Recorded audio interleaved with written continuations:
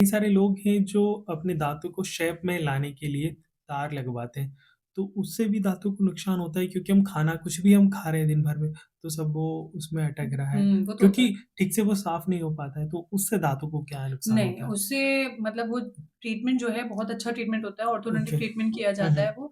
और अब तो उसमें बहुत रेंज आ हुँ, गई है। अब बाहर से भी ब्रेसेस ओके। लगते थे पहले खाली, हुँ, अब अंदर की तरफ पे भी लगते हैं और हाँ, एक इनविजिबल रिक्लाइनर वो अलाइनर्स लगते हुँ, हैं।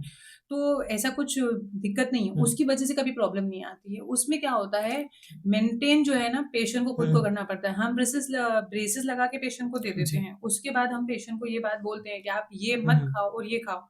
अब उसके बाद भी पेशेंट नटी चॉकलेट्स खा रहे हैं हुँ, या हुँ, कोई ऐसी चीज़ें खा रहे हैं, च्युइंगम खा रहे हैं हुँ, जिससे हुँ, उनके दाँतों में वो फँस रही है या ब्रेसेस में फँस रहा है, तो हुँ। फिर अब वो तो हाँ, कोई ये तो है। मतलब अपन कुछ कर ही नहीं सकते उसमें। हुँ, और एक सबसे अच्छी चीज़ मुझे इसके हुँ, अंदर ये लगती है कि हम यूजुअली पेशेंट को ये हुँ, सलाह देते हैं कि अब आप आपका जो ब्रश यूज़ करते थे हुँ, ना, अब वो मत करो, अब आप बच्चों का ब्रश यूज़ करो।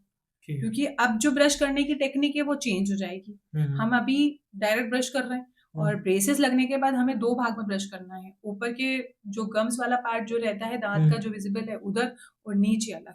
ओके। तो ब्रेसेस लगने से दाँतों को कोई नुकसान नहीं होता, हुँ, बल्कि दाँत लाइन हो रहे हैं, खूबी आ हुँ, रही है हुँ, और लॉन्ग टर्म के लिए बहुत फ़ायदा करते हैं ब्रेसेस। अच्छा। जैसे दाँत आगे-पीछे हैं, हुँ, तो अब आगे-पीछे दाँत है तो उनकी सफाई अच्छे से नहीं हो रही, लेकिन हुँ, अगर आपने ब्रेसेस लगवा लिए और दाँत आपके प्रॉपर अलाइन हुँ। हो गए, तो सफाई अच्छे से होगी।